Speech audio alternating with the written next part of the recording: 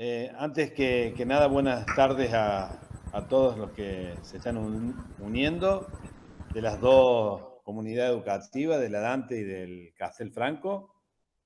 Quiero agradecerle, doctor, la deferencia que siempre tiene con nosotros para explicarnos todas las cuestiones médicas y sobre todo esta que es tan importante, que es el COVID-19, que los padres, madres y todas las familias y docentes de las dos instituciones, toda la comunidad educativa, nos podamos sacar todas las dudas que usted pero tan claramente lo hace. Quiero decirle que cada vez que lo veo en televisión, lo escucho en la radio, no solo que infunde optimismo, fue el primero que dijo en pocos meses vamos a tener la vacuna, todas las vacunas son buenas. La verdad que siempre tiene una claridad meridiana y siempre un optimismo que cuando uno lo escucha da gusto escucharlo. Y aparte porque sabemos, por lo menos yo sé que usted sabe mucho y eso es muy importante. Dice Bueno, que muchas va contra gracias, la muy experiencia y amable. la experiencia se convierte en sabiduría. Y la verdad que creo que no me quedo para nada corto de elogios si le digo que para mí es un sabio. Sobre todo estando en Córdoba, que es la docta, gracias a esta Universidad Nacional que tenemos y que tanto está colaborando en este momento con la vacunación, con los científicos. Bueno, no quiero ahondar mucho ni explayarme mucho, pero antes que nada quiero agradecerle la claridad meridiana que tiene para explicar las cosas. Así que muchas gracias, doctor, y muchas gracias a toda la comunidad que se ha unido en este momento para escucharlo a usted. Muy amable. Bueno, gracias a usted, realmente me siento honrado con sus palabras y nunca va a ser poco que yo pueda brindarle a las instituciones italianas, primero por una razón de sangre y segundo porque toda mi familia se está educando en esas aulas. Entonces que para mí es un orgullo. Por eso los tengo a todos detrás mío, pero que no quieren salir. Usted sabe cómo es la mentalidad de estos adolescentes, pero están todos vestidos de gala, con el uniforme y demás, y riéndose porque yo los quiero tironear para que aparezcan. Bueno, muy bien. ¿Cuál es la situación actual en el mundo con el tema de las epidemias? Este mapa que yo les traigo es un mapa actualizado de las distintas fluctuaciones epidemiológicas en distintas partes del mundo. ¿Por qué sucede todo esto y en este momento? Porque el hombre ha sido muy agresivo con la naturaleza, ha destruido bosques nativos, selvas, sigue destruyendo, rompe nichos ecológicos, ecosistemas determinados, y de pronto uno ve, por ejemplo, en la periferia de las ciudades, o de pronto en un barrio privado, que hay animales que normalmente tendrían que estar en otro lugar. Por ejemplo, por ejemplo, ¿usted me escucha bien, Vadino? Perfecto, yo lo Hola. escucho perfecto, hola. Doctor, ahora, ¿eh? ¿Está viendo ¿Está usted viendo usted el mapa que estoy mostrando? Bueno, entonces, el problema de las grandes, diríamos, fronteras agrícolas, hace que de pronto uno vaya rompiendo todas estas casas de los animales y usted va a encontrar en la periferia zorros, liebres, lechuzas, infinidad de animales salvajes que no tienen el lugar donde tendría que estar. Y lo que pasó con la China es esto. Buscaban murciélagos y se los comían. No solo que le quitaban la casa, sino que arriba se los comían. Entonces, al comerlos, evidentemente ellos tienen en la escala zoológica 60 tipos de virus y estos tipos de virus, lógicamente, es uno de los que se ha transformado en el COVID, que en este momento está asolando los 5 continentes, dejándonos sollozos por todos lados porque ya hemos superado los 2,5 millones de personas muertas. Y fíjese usted que si yo analizo un país pequeño, hay países pequeños que tienen menos cantidad de habitantes que la cantidad de muertos que hay. Para poder entrar en tema, yo no voy a empezar a hablar de los síntomas, porque en algún momento y en alguna conferencia anterior yo lo hice. Por lo tanto, yo voy a hablar de cuáles fueron las soluciones a las cuales hemos acudido en el transcurso de la epidemia y cuáles son las secuelas que quedaron, y de pronto entro en vacunas y ahí me voy a dedicar exclusivamente a sacar todas las inquietudes que ustedes puedan tener mediante preguntas. La primera foto que les quiero mostrar es el tema del plasma, porque hay que reivindicar el tema del plasma, pero desde muchos aspectos, desde el tema de la donación, que hay muy poca donación, pero si hay algo que realmente salvó milagrosamente infinidad de casos en el mundo, ha sido el plasma humano de personas que hayan padecido. Habrán escuchado ustedes que en algunos lugares dio muy buen resultado y en otros mediano resultado. Cuando da mediano resultado es porque no se los estudia previamente, porque no todos los plasmas de las personas convalecientes tienen anticuerpos suficientes como para frenar la enfermedad. Pero los norteamericanos, para que se den una idea, le llamaron el efecto Lázaro, haciendo alusión al Nuevo Testamento cristiano, porque realmente le ponían a un moribundo esto, o a una persona que no estuviera ya por exhalar el último suspiro, y de pronto la persona abría los ojos y en 24 horas nuevamente estaba en condiciones de estar en una sala común. Por lo tanto, el tema del plasma ha sido milagroso, no únicamente para esta epidemia, sino para la epidemia del 40, del 50 y el 60 de la fiebre hemorrágica argentina, porque eso fue una cuestión argentina, protocolo que yo llevé personalmente para el ébola. Y con el ébola en África y en Europa por los repatriados también se salvó mucha gente con el plasma. Yo lo que sí quisiera decirles, para que se sigan cuidando, que esta enfermedad no solo es la angustia de estar internado y pasarla muy mal, porque realmente la sed de aire es espantosa. Además es muy incierto el futuro, porque uno no sabe cómo puede salir, si realmente muere o no muere. Pero lo que sí me gustaría contarles las secuelas que estamos aprendiendo a determinar, a investigar y a escribir, porque ahora ya evidentemente tenemos conocimiento. Fundamentalmente, con toda la humildad del mundo, por más catedrático que yo sea, debo comentarles en familia que esto ha sido un aprendizaje diario, continuo, paulatino, y hoy todavía tenemos signos que aparecen en piel que no estaban descritos. Por lo tanto, es muy importante tratar de evitar de enfermarse por lo que es la enfermedad y por lo que yo les voy a mostrar. ¿Dónde golpea este virus cuando a uno le dan el alta? O sea, si se salvó. Golpea en corazón, en pulmón fundamentalmente, es el órgano de choque, y en cerebro, que quizás en este momento estamos evaluando el tema cerebral porque realmente es una de las cosas que más nos preocupa. Miren lo que hace en pulmón.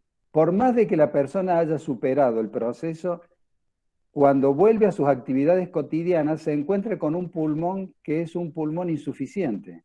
Nunca vuelve a ser la misma persona que antes.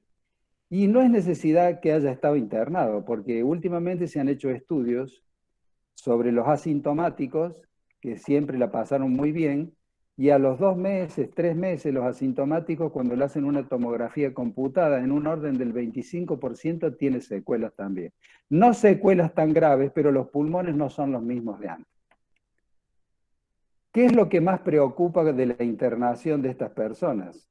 ¿Y dónde está el problema de las secuelas? Porque siempre ataca los 2 pulmones y hace una neumonía que, a decir de los expertos en imágenes, o sea, los que manejan los aparatos, es algo así como que los pulmones se transforman del parénquima ese que expelía el aire y demás, se transforman prácticamente en cemento. Por eso hay que ponerles un aparato para poder introducirles un poco de oxígeno.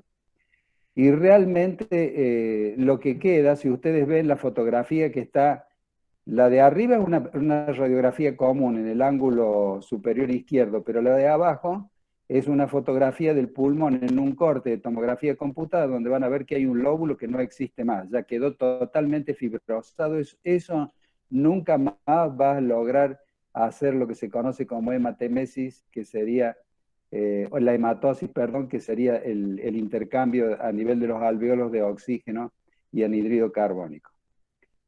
Y acá a la derecha van a ver también un corte donde se observa perfectamente bien el daño pulmonar. Bueno, ese daño pulmonar es irreparable. Pero quisiera detenerme un poco acá en cerebro porque todos los días nos está dando sorpresas muy llamativas. Ustedes saben que el cerebro humano tiene zonas determinadas. Y esas zonas determinadas, una corresponde a la visión, que estaría en el lóbulo occipital, en la nuca. A los costados está la zona del entendimiento, la zona del habla, la zona de la audición. Entonces, si yo de pronto, por un accidente, daño una de estas partes, pierdo nada más que esa función. Pero miren lo que hace este virus para que se den cuenta de la gravedad. Ataca la memoria, pero la memoria no está en una zona determinada como les expliqué recién, por ejemplo, la visión. La memoria es como una red que lo cubre totalmente al cerebro. Y al destruirla, esa red, puede ser que empiece con trastornos de ansiedad, con trastornos de insomnio, que sería lo mejor y lo menos que le puede pasar, pero hay algunos que terminan en demencia. Es algo increíble que un virus haga tanto daño y que de pronto, después de haber superado la patología y haberle dado el alta, tenga que ser internado en un instituto que se dedique a estas cosas. ¿Y por qué? Porque al romperle toda la integridad de lo que es la memoria, están totalmente perdidos y lógicamente se alejan de lo que es el don de la ubicuidad temporoespacial. O sea, es una cosa sumamente grave. Es una cosa que realmente hay que tenerlo en cuenta, porque yo siempre les digo a las conferencias nacionales, internacionales, familiares como esta, yo siempre les digo, no solo es grave padecer la enfermedad y tener que ser sometido a una internación, sino que quizás lo más triste es la caligine nebulosa cerebral que viene después cuando nos dan el alta. Y es algo tremendo. Y por eso le voy a contar un caso intermedio de afectación cerebral para que vean ustedes que esto no únicamente le pasa a los adultos. Y cuando hago la insistencia de que no solo le pasa a los adultos, es porque la cepa que está actuando en este momento en Europa ataca a jóvenes. Hay un trabajo muy interesante de los patólogos forenses alemanes sobre 200 autopsias. El 75% eran nada más que jóvenes. No tenían diabetes, eran todos menores de 50 años, había gente de 25, 28, 32. ¿Y cuál es la causa de muerte en los jóvenes de la cepa que está circulando en Europa? La causa de muerte son émbolos, trombos, que hacen pedazos cualquier tipo de parénquima de cualquier órgano, o sea que mueren por insuficiencia renal, insuficiencia hepática, cardíaca, cerebral, lo que se les ocurra, hasta el accidente cerebrovascular. Pero quiero contarles el caso de esta persona de 32 años, una administrativa que trabaja en el Instituto de Enfermedades Tropicales. Tuvo una internación, no tuvo necesidad de aparatos eléctricos ni de aparatos respiradores, simplemente con oxígeno en máscara pudo superar. Y estuvo internada unos cuantos días, cuando le dan el alta, espera en su casa 15 días y se reintegra a sus actividades cotidianas, o sea, empieza a trabajar con nosotros nuevamente. 32 años. Una mujer que para mí era una de las más hábiles administrativas que yo tenía en el instituto. Hoy, usted le da una historia clínica a esa persona. Hay que llevarla a tal lado, o hay que pasarla para que tal otro lugar. Toma la historia clínica, hace 5 pasos y no sabe a dónde iba ni qué llevaba. 32 años. Entonces, hay muchas cosas que justifican que hagamos una adhesión absolutamente responsable a todas las medidas sanitarias emanadas de las autoridades. Esto, por si alguien lo quiere, porque esto evidentemente va a quedar para ustedes, y alguien lo quiere leer detenidamente, para que tomen idea de la afectación de órganos, yo creo que no hay ninguna parte que han puesto todos los investigadores españoles que no esté afectada en lo que serían las secuelas cuando agrede de una manera muy, muy llamativa. Pero van a ver ustedes si hacen un repaso rápido y pueden alcanzar a leer de que hay de todo, no únicamente respiración, sino que también problemas digestivos.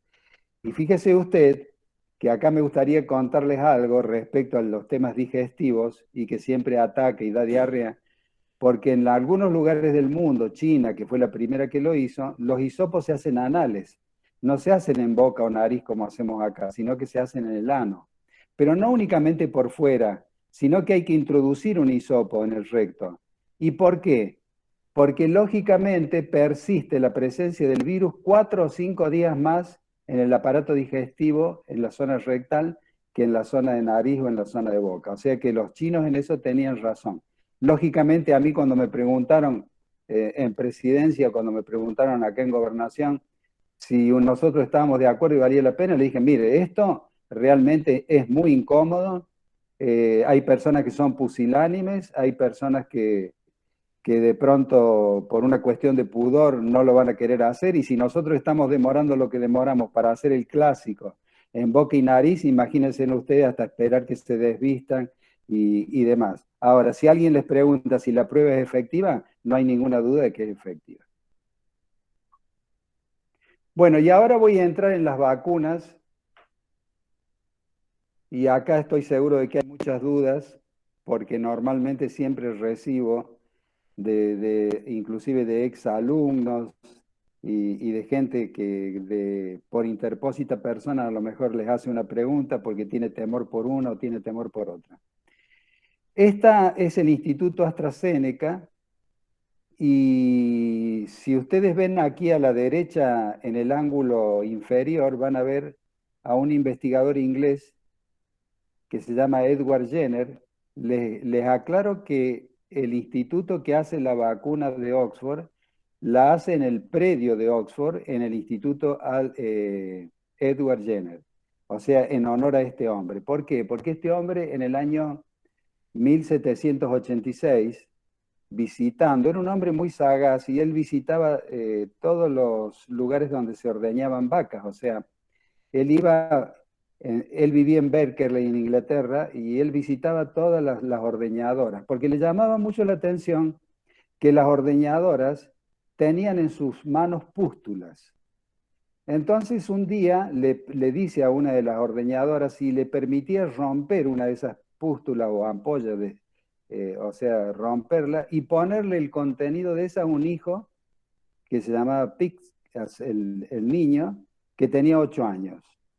La mujer accedió, porque inclusive la mujer le contesta, sí, hágalo, porque yo estoy segura que estoy inmune contra la viruela vacuna, que era la viruela que asolaba a los rebaños, y era la viruela que mataba 10 millones de personas en el mundo en esa época, 1786. La cuestión que Edward Jenner le hace, acá está un cuadro que está en el British, le hace la inoculación al hijo de la señora y logra descubrir lo que es la vacuna primera que existe en el mundo. Y como fue hecha en base a las ordeñadoras y había sido que ellas tenían la viruela vacuna, el nombre de vacuna quedó acendrado en el mundo y hoy todo el mundo científico le llama vacuna a esto. Ahora, cuando él, dichoso, alegre y desbordante de alegría, le lleva, recuerden que vive en Berkeley, le lleva a Londres, al Colegio Real de Médicos Londinenses, su descubrimiento, los médicos londinenses por unanimidad, que eran muchos, dicen que jamás le van a permitir hacer esta vacunación porque las personas que se sometan a esto iban a tener orejas de vaca, cara de vaca, se iba a deformar el rostro, e iban a mugir en vez de hablar. Y en la época, los pintores de la época, este es un cuadro que está en la casa museo de él en Berkeley, en su casa original, ustedes van a poder ver realmente un pintor extraordinario de la época que en el año 1802 hace esto, pero esto también, en los periódicos también figuraban estos dibujos donde hablaban de que realmente si nos colocamos estas vacunas nos iban a suceder estas cosas. No hay mucha diferencia de la primera vacuna a lo que pensaba la gente cuando yo hablé de la vacuna rusa en el mes de febrero, marzo del año pasado. Pero presten atención a esto porque esto es un poco una cuestión incontrastable respecto al procedimiento y a la evolución. En el año 1805, cuando nadie le prestaba atención al descubrimiento de Edward Jenner, Napoleón un día llamó a todos sus generales, Napoleón Bonaparte, inclusive a los que estaban en Austria, y en una reunión les dijo, las balas enemigas matan menos soldados que la viruela. van a colocarle a toda la tropa la vacuna de Jenner. Y desde ese momento la gente empezó a creer, porque lo había dicho Napoleón. Entonces, fíjense en ustedes todo el camino tortuoso que tuvo que hacer este tema de las inmunizaciones. La segunda vacuna, que fue la primera que llegó acá y de la cual me gustaría hablarles, porque esto no solo que conozco a los que las hicieron, sino que he tenido una relación muy interesante con ellos en el año 2015, cuando hicieron la vacuna del ébola y la vacuna contra el MERS, que era un coronavirus que asolaba Medio Oriente transmitido por camellos y dromedarios. 2015. Por eso los rusos sacaron esta vacuna tan rápido y tan efectiva. El señor que está arriba, joven, de barba negra, es Nikolai Gamaleya. Pero el señor que está abajo, Luis Pasteur, el que ustedes conocen de la pasteurización, de la vacuna antirrábica, un sabio inigualable, un francés. ¿Por qué le pongo las dos fotos juntas? Porque Nikolai Gamaleya fue el discípulo directo de Pasteur. Por lo tanto, muchas veces dicen, ¿qué relación hay entre Francia y Rusia? Bueno, Nikolai Gamaleya le ayudó en la vacuna antirrábica, en el suero que inoculaban a los caballos para lograr el suero antirrábico, el suero equino antirrábico, le ayudó al diseño, no a la parte científica pura, que eso era propiedad absoluta de Luis Pasteur, pero al diseño y la colocación de la pasteurización, que de pronto permite hoy en día guardar alimentos que antes en 12 horas, 24 horas no servían más. La cuestión que Nikolai Gamaleya tiene una historia de ciencia extraordinaria. Él vuelve a Rusia porque había una gran epidemia, lo llama el pueblo ruso, porque había una gran epidemia en su momento de cólera. Entonces vuelve y ahí es donde pone como segundo país del mundo la vacuna antirrábica. Había muchos casos de rabia. Y la vacuna antirrábica que él aprendió a hacer con Pasteur, la aplicó como segundo país en Rusia y ahí se hizo muy famoso. Algo de esto está reflejado en una película maravillosa que responde a su vez a un libro mejor aún, que se llama Doctor Zhivago. Entonces en Doctor Zhivago ustedes van a ver la epidemia de la era de los zares cuando caen y vienen los bolcheviques. El Instituto Gamaleya es un instituto de primer nivel. Por eso yo siempre lo defendí. Y no sé si ustedes recordarán de que en algún momento fui atacado de distintas formas, pero yo conocía, inclusive sabía que en el mes de marzo todos los directivos, desde Ginzburg hasta Kirill Dmitriev, habían vacunado a sus abuelos y habían vacunado a sus padres. Había uno que tenía 95 años, en el mes de marzo, porque ellos apostaban a esa vacuna, sabían que era excelente, una vacuna de un diseño absolutamente novedoso con vectores. Entonces, ¿cómo no la iba a defender? Por eso tuve el reconocimiento de presidencia y por eso tuve el reconocimiento de distintas provincias y de la República del Perú, porque realmente siempre la defendí porque sabía que era buena y fue la primera que llegó y hoy es considerada la vacuna líder. Todas las revistas científicas hablan de que la vacuna rusa hoy es la vacuna líder. ¿Cómo funciona la vacuna rusa? La vacuna rusa tiene dos vectores que son dos adenovirus. Los adenovirus son los que nos ocasionan los resfríos. Cada vez que nos resfriamos un adenovirus. Entonces, como el cuerpo humano conoce los adenovirus, los rusos le pusieron dentro del adenovirus una proteína que es la que produce anticuerpos. Una nanoglicoproteína del virus que produce anticuerpos. Sería una proteína que sacan de la coronita, de la espiga, la S. Entonces, cuando a mí me inyectan la vacuna, mi organismo lo acepta porque dice, este lo conozco, este me produjo un resfrío. Entra como si fuera un caballo de Troya y una vez que entró, sale la nanoglicoproteína y empieza a producir anticuerpos. La primera dosis puede producir 80% de anticuerpos y la segunda 92%. ¿Qué quiere decir esto? De que hace un tiempo que se está hablando de que con una sola dosis quizá podríamos solucionar el problema. Y de las otras vacunas, por ejemplo, acá quisiera comentarles algo que fue para nosotros un disgusto en Argentina, el tema de Pfizer, la vacuna de Pfizer, Pfizer-BioNTech. ¿Por qué les digo disgusto? Porque hemos puesto 6.000 voluntarios en el Hospital Central Militar de Buenos Aires, de la calle Luis María Campo, dirigidos por un médico muy hábil, que es el doctor Pollack, y después prácticamente nos dieron la espalda porque nos exigieron, primero, que hiciéramos una ley donde deslindábamos cualquier tipo de responsabilidad que ellos no tienen nada que ver. Aún llevando una vacuna, si alguien tropezaba y se lastimaba, Pfizer no tenía nada que ver. Y después exigieron que hicieran otra ley y después que la firmara el presidente. O sea que siempre fueron cosas inaceptables. Fundamentalmente inaceptables del laboratorio más poderoso del mundo. Porque no se olviden ustedes que si bien es cierto de que estos empezaron en el año 1800, se hicieron muy famosos y ricos cuando descubrieron el Viagra, el sildenafil. En ese momento subieron casi el 200% las acciones en la bolsa de Wall Street. Entonces realmente no nos quedamos con la vacuna y en este momento esta vacuna tiene inconvenientes con la cepa sudafricana porque la cepa sudafricana es a la única esta y a Moderna que la anula. Y por último, voy a hablar de la vacuna china, que en este momento se está colocando en el país,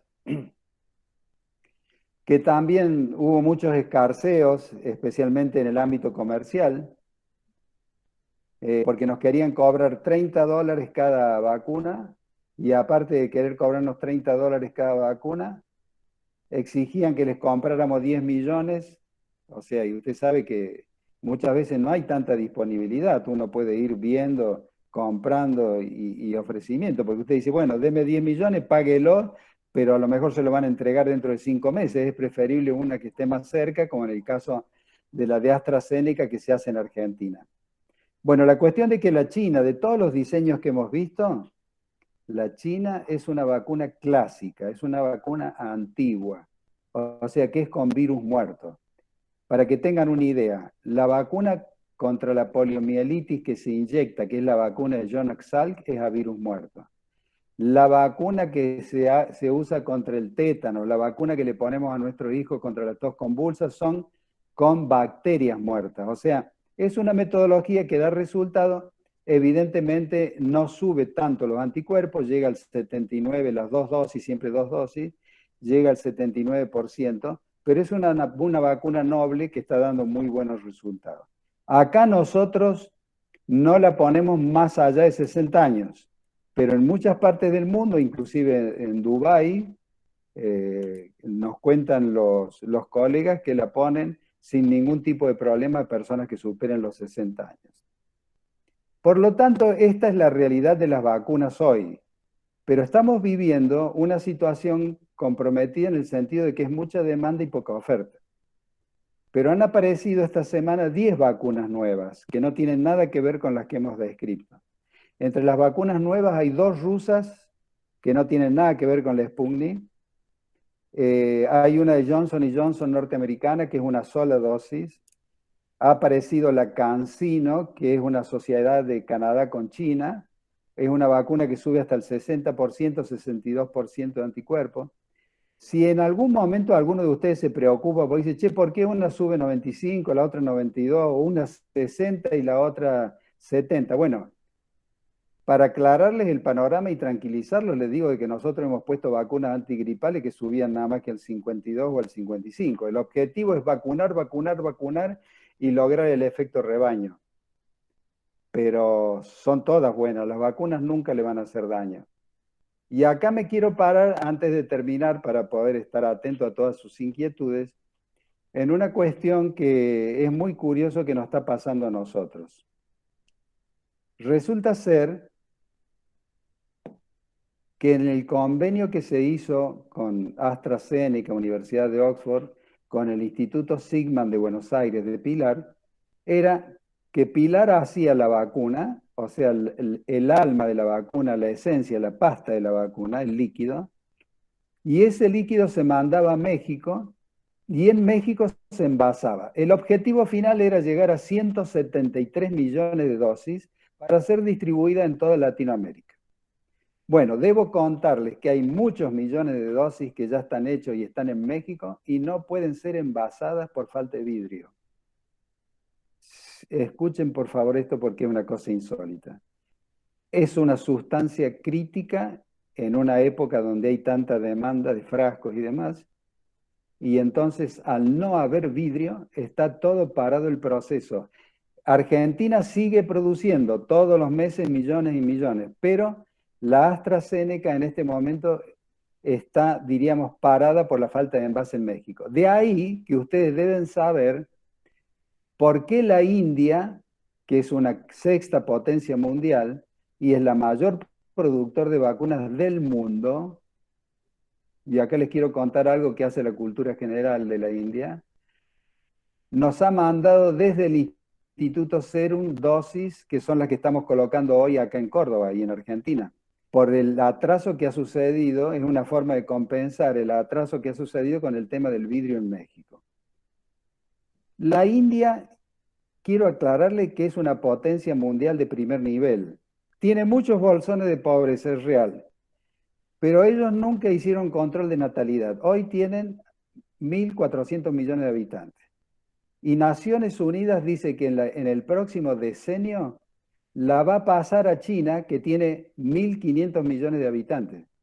Quiere decir que como China hace control de natalidad y la India no lo hace, la expansión demográfica va a superar a la China y va a pasar la India en un decenio a ser el país más poblado del mundo. Mientras tanto, se distingue por grandes fábricas, fisión nuclear, tienen bombas atómicas, son los mayores productores de vacunas del mundo, han hecho un semejante a Hollywood, se llama Bollywood, donde producen más películas que Estados Unidos. O sea que la India, obsérvenla porque realmente es un lugar que en este momento está dando pasos agigantados en el concierto mundial.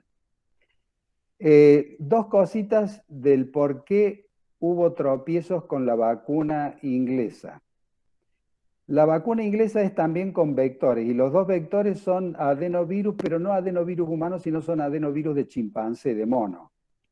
Entonces es el mismo procedimiento que el ruso, le ponen adentro del adenovirus del mono, le ponen un trocito de la nanoglicoproteína esta, que es la que de última va a estimular el sistema inmune y ahí va a empezar a producir.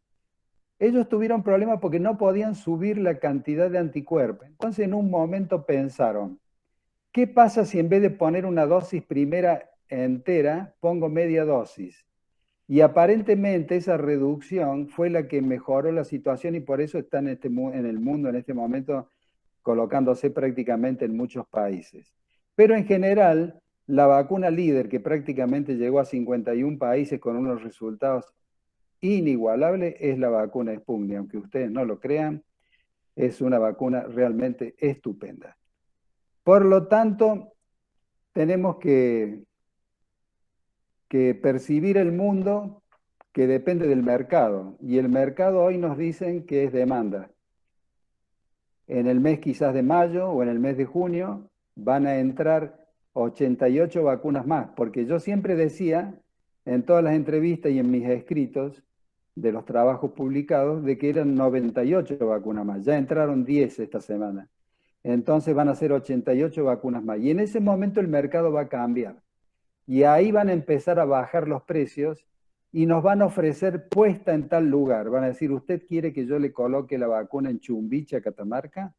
Se las coloco en Chumbicha y a mitad de precio. Entonces, ese es el mercado y eso es lo que sucede. Pero el anhelo nuestro es que de pronto nuestra universidad, que tiene muchos proyectos, entre ellos unos que está gestionando el decano de nuestra facultad y alguien muy relacionado con ustedes, porque hay 2 o 3 personas que están dentro de su colectividad y dentro del grupo del colegio, que son los que realmente en este momento están tratando directamente con Sigman para traer una serie de adelantos a nuestra universidad y ver qué posibilidades tenemos de desarrollo de este tipo de vacunas. Por lo tanto, ese es el panorama actual. ¿Cuál sería la gran preocupación que nosotros tenemos hoy a nivel científico de distintos países? Las mutaciones. Y con esto termino. ¿Por qué se producen las mutaciones? Porque hay mucha contaminación. A ver si yo lo puedo explicar de una manera muy simple, porque son conceptos inmunológicos e infectológicos. Si yo evito contaminarme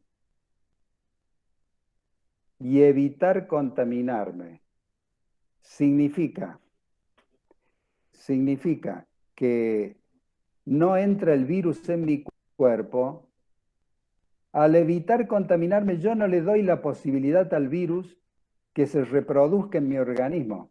Entonces el virus no se replica y al no replicarse evita la mutación, porque las mutaciones hoy nos tienen muy preocupados. Mire, la mutación de Manaos está 1.500 muertos diarios. Manaos es un desastre, todo el estado de la Amazonia es un desastre.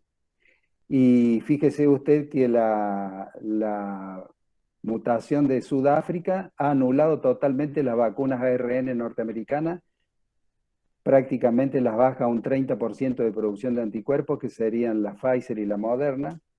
Entonces, hoy por lo menos tenemos la satisfacción de decir que las vacunas que están en nuestro país anulan a todas las mutaciones, pero no sabemos qué puede pasar en el futuro. Quizás dependa de una actitud sobria, moderada, responsable y criteriosa de poder transitar esto, evitarla, sortearla y volver a tener nuevamente la libertad que hemos perdido.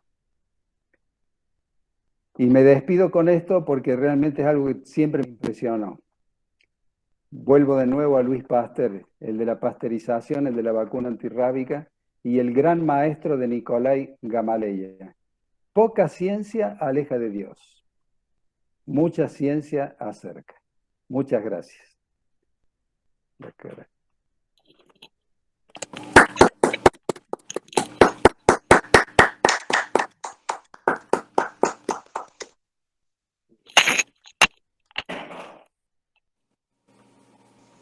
¿Puedo hacer yo una pregunta? Pero dele nomás.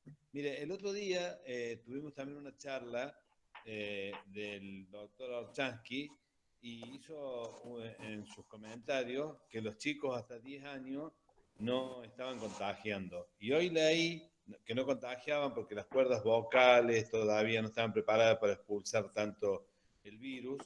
Y hoy leímos en La Voz del Interior que la Sociedad Argentina de Pediatría decía que no es así, que sí, los chicos de 10 años pueden contagiar, sobre todo entre ellos, decía, no quiero, no es que esté dudando de lo que dijo el doctor, pero bueno, como para que usted, si nos puede explicar también y sacarnos esa duda. No sé si usted lo escuchó. El virus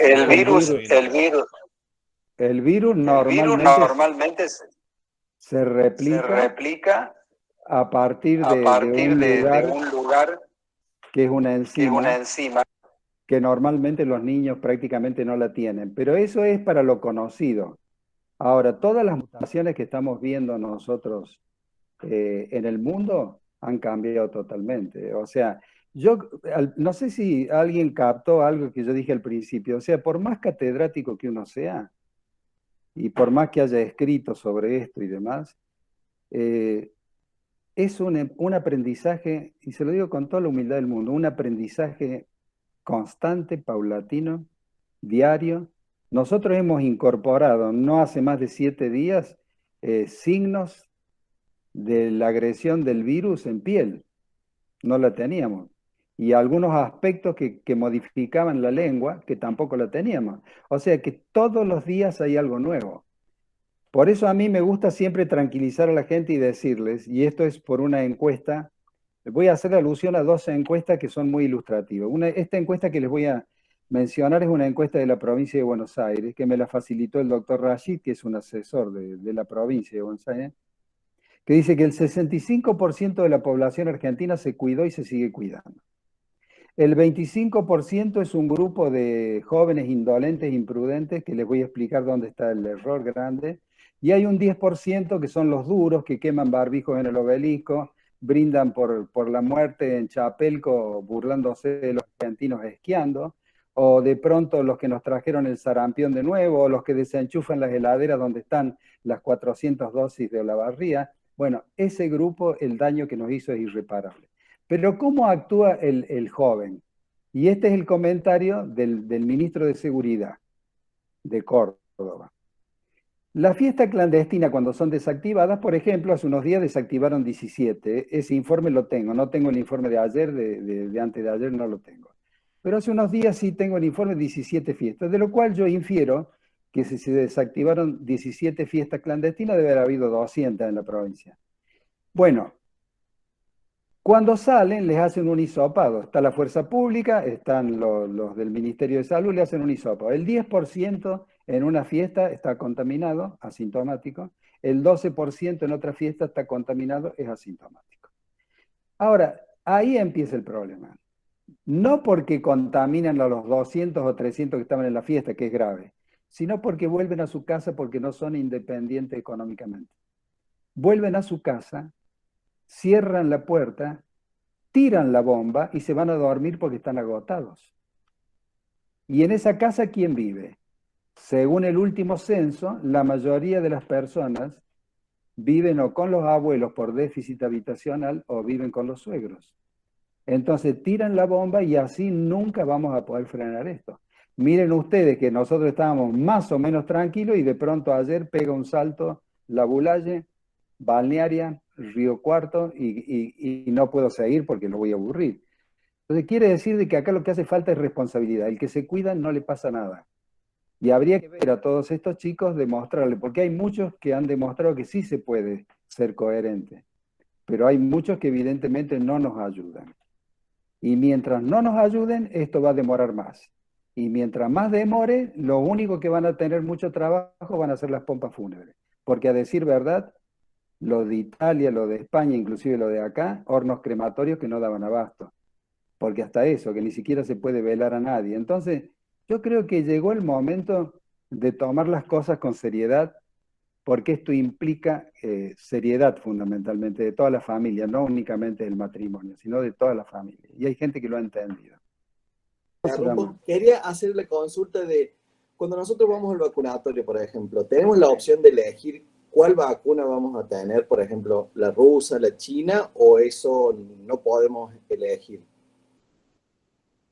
No, hoy no, porque realmente tenemos muy pocas vacunas, pero en general todas las vacunas son buenas. O sea, todo eso que ha circulado de que mi ideología me va a transformar en bolchevique, me van a poner tal cosa, esto me va a hacer algo, tener cuidado que exacerba la pasión al mes y vos no estás preparado, esas cosas, esas pavadas. Mire, le voy a contar otra encuesta, porque esto realmente es importante el tema de las encuestas.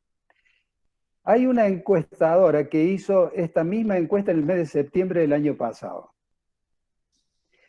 Le preguntaba a la gente, ¿usted se vacunaría?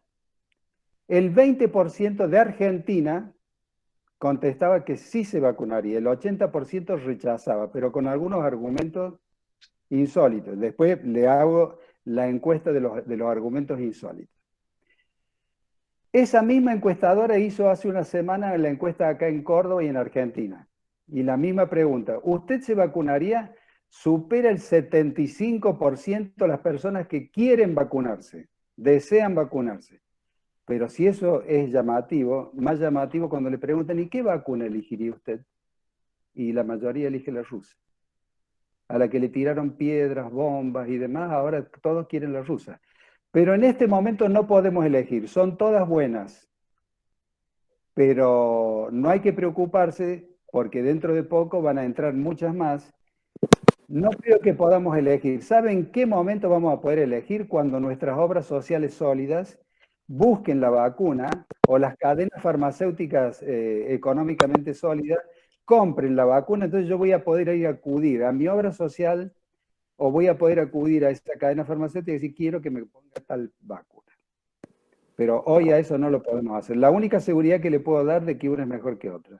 Yo siempre dije al principio, de las 10 vacunas que hay en el mundo, póngala en una ruleta y hágala girar. Lo único que tiene que hacer usted es levantarse la manga izquierda.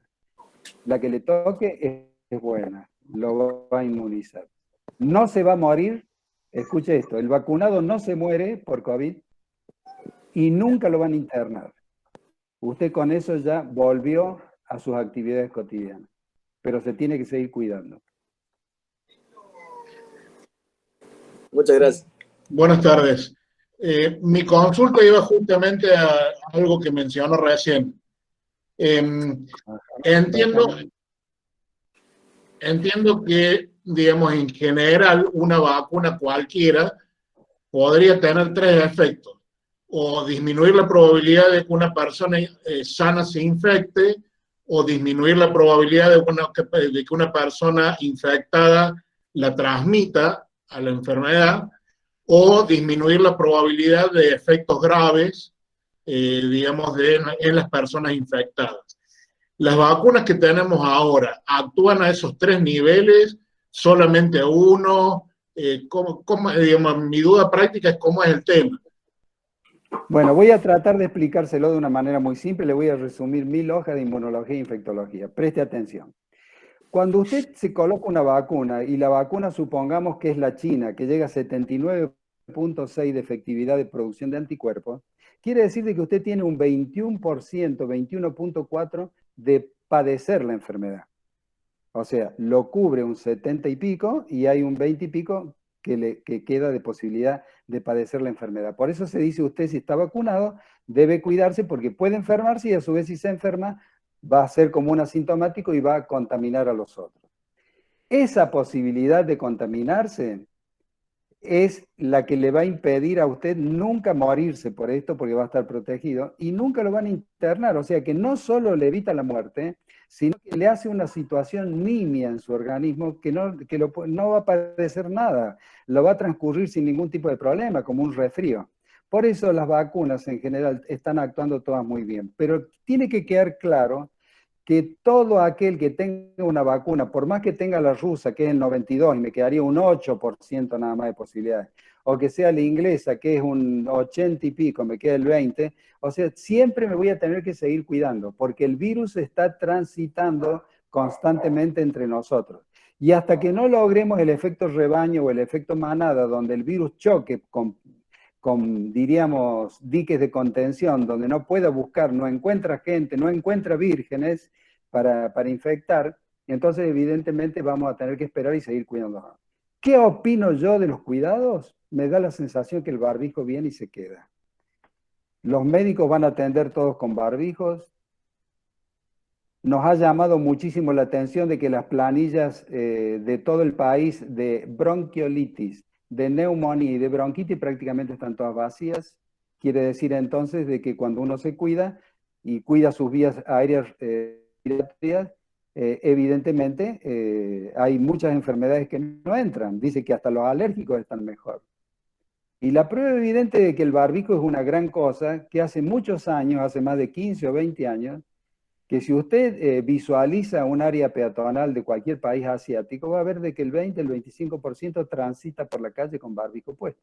Unos lo hacen porque son trasplantados, otros porque no quieren enfermarse, otros por la contaminación ambiental, pero siempre el barbijo es una barrera infranqueable para cualquier tipo de germen o partícula nociva. Muchísimas gracias. Yo tenía una pregunta con respecto a las cepas. Dele. Bueno, usted dijo que la vacuna de Pfizer y la de Moderna no protege contra la cepa sudafricana. Sí. Pero que las vacunas que se están aplicando actualmente en nuestro país sí protegen. O sea, yo quería saber, ¿las vacunas que se están aplicando actualmente en nuestro país protegen contra todas las nuevas cepas o no se sabe? Sí, hoy, por eso hice la aclaración, hoy.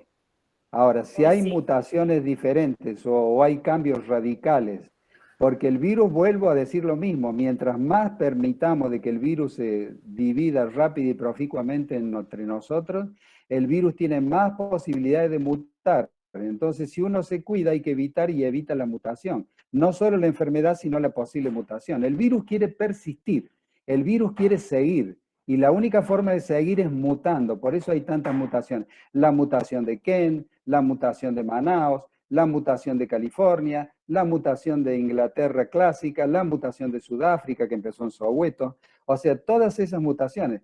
Pero ojalá que no siga mutando, pero tenemos que colaborar para que no siga mutando, es importante. Pero si vamos a tener todos estos picos porque miren qué interesante es esto. La provincia y los intendentes de las tres localidades que yo mencioné hace un rato, La Bulaye, Balneario y Río Cuarto, han tomado medidas y han tratado de frenar para que no... Eso es un rebrote del virus que vino en enero. Rebrote del virus que vino en enero. Ahora, ¿usted se imagina un panorama si de pronto nos entra la cepa sudafricana o la cepa de Manaus ahora? ¿Usted puede percibir, imaginarse lo que puede llegar a pasar? Creo que sería espantoso. Otra pregunta relacionada con esto de las cepas. Supongamos que se logre la inmunidad de rebaño, que el 70% de la población esté vacunada. ¿Igualmente se protegería contra las cepas? O sea, claro, porque, claro, es más, y ahí surge otra cosa que voy a tratar de, no sé, muchas veces yo temo incomodar con demasiadas informaciones, pero ahí surge otro problema con la historia natural de estas enfermedades. La historia natural de estas enfermedades puede seguir dos caminos. Hay un grupo de científicos que considera que va a suceder como sucedió siempre con algunos virus, que de pronto empiezan a bajar y en 1 año, 2 años desaparecen o entran en latencia. Y hay otro grupo que considera que el virus va a persistir y vamos a tener que agregarlo a los 4 virus estacionales de la gripe, vamos a tener que agregar en la misma vacuna el coronavirus este.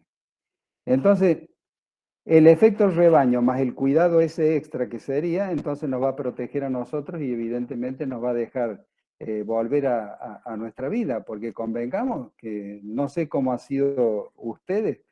Yo personalmente he perdido la libertad y estoy todos los días caminando entre los efluvios de la muerte con riesgo espantoso. O sea, no he dejado de hacer infinidad de cosas. Hago todo esto cuando puedo hablar con los demás, conferencias en el extranjero, consultas con el Gamaleya, los amigos. ¿Saben por qué? Es importante que ustedes sepan, el mundo científico es chiquitito. El mundo científico es pequeñísimo, nos conocemos todos. Entonces, todos sabemos qué puede pasar o cómo puede ser, las dudas que tiene uno, cómo puede ayudar el otro y demás. Entonces, lo importante es que sea una persona representativa que tenga todos estos contactos. Y a partir de esos contactos, uno puede volver a ser libre, pero tiene que colaborar todo. Porque si de pronto hay gente que sigue dejando ir a los hijos a lugares donde hay 200 o 300 personas, o hay un descocado, que lo he visto yo, en un edificio de 10 pisos va y baja, sube con el ascensor sin usar barbijo, o cuando salimos con los voluntarios a la calle y hay un sinnúmero de gente que dejó de usar barbijo. Antes nosotros decíamos, hoy en día hay hasta gente agresiva cuando usted le dice, por favor, use el barbijo. Entonces yo creo que vamos a tener que dar el ejemplo y ser más respetuosos de la situación. Porque cuidado con esto, o sea, 52.000 personas han muerto. Quizás ustedes están en una burbuja de su casa llenos de amor, pero yo todos los días tengo que salir y decir, señora, su hijo murió, señor, su esposa murió. O sea, es muy complicado. No dejen de ver la realidad. Traten de mirar la realidad. Esta es una patología delicada. O sea, ojalá Dios nos ayude y vengan rápido las vacunas, ¿no? Doctor, oye, ¿me escucha? Una pregunta. Sí, un comentario hablando de toda la información que se recibe a veces de distintos medios y por todos lados, y hablando del efecto rebaño. Hoy escuché que un sociólogo escribió, lo exponía en un programa, que más o menos teniendo el efecto rebaño y todo eso, a partir del año 2024 puede ser que empecemos a tener una pequeña normalidad y no usar el barbijo recién para ese año. Obviamente que es algo sí, especulativo, pero es lo que había escrito. Mire, yo, o sea, voy a desnudarme de cualquier tipo de evaluación. O sea, yo pienso, yo creo que estoy en familia, voy a pensar como si estuviera en familia. Acá se educan mis nietos, tengo exalumnos, tengo médicos amigos, tengo muchos amigos acá. Se habla demasiado y yo quiero transmitirle que si nosotros que estamos todo el día lidiando con esto tenemos infinidad de dudas, me llama la atención con la seguridad que hablan algunos, pero no nos dan ninguna solución. Entonces yo lo que les diría de que traten de ser coherentes y prestar atención a todo lo que es, lo que decían los griegos, sopesen la situación. Sopesar todo, mirar qué es lo que sucede, observar, ver la realidad, qué sucede en tal país, qué sucede en tal otro, por qué tantos muertos en un lugar. Los 5 continentes, señor, están sufriendo, los 5 continentes están llorando. Todavía no hemos podido salir de esto. O sea, yo lo que creo que debemos ayudar todos, cada uno un poco. El que no quiera ayudar de otra manera lo tendrá que hacer simplemente cuidando a sus hijos, o si tiene adolescentes, no dejándolos ir a buscar el virus, porque realmente eso es lo que hacen cuando van a reuniones, y eso está visto en las 3 ciudades que han tenido problemas, todo por los jóvenes. Y una vez un periodista a mí se me enojó, porque yo hablaba de que los jóvenes tenían mucho que ver en esto, pero es una realidad. Los 5 continentes han determinado que los jóvenes de 18 a 32 años, mire que los de 32 son grandotes barbudos ya, ¿no? O sea, de 18 a 32 son los que deambulan y los que están llevando y trayendo el virus. O sea, si esta gente nos ayudaran, quizás a lo mejor pasaría desapercibido el 10% duro. Doctor, ¿Algo más? Doctor, Acá perdón. Estoy. ¿Puede ser que exista algún problema en vacunarse en forma simultánea con la antigripal también? No, en absoluto. O sea, si usted se coloca, me imagino, primero, si se coloca la vacuna hoy contra el COVID, quédese tranquila porque el antigripal todavía no está. O sea, deje pasar unos días, pero no hay ningún problema. Es más, no sé si percibió que le dije que en una de esas, en el futuro van a venir las 4 virus estacionales más o sea que no. Quédese tranquila, las vacunas no hacen daño. Y todas esas historias, que la vacuna me hizo esto, que la vacuna me hizo el otro, que he perdido aquello. Mire, le voy a decir, de toda la recopilación e inferencias estadísticas hasta el día de hoy, en millones de vacunas puestas, le voy a decir cuáles han sido los problemas. Dolor en la zona de inoculación que puede durar 24 o 48 horas. Líneas de fiebre en un porcentaje ínfimo en personas que a lo mejor tomando un paracetamol lo soluciona las primeras 12 horas.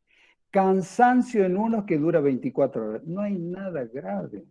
O sea que no hay que tenerle miedo. ¿Sabes? Nosotros tenemos más de 40 o 50 vacunas puestas. Desde que estábamos gestándonos en el vientre de nuestras madres, tenemos vacunas. Y tenemos vacunas en todo el transcurso de nuestras vidas. 40 más o menos. Yo les estoy mirando la cara de ustedes, son todos jóvenes, deben tener 40 vacunas puestas.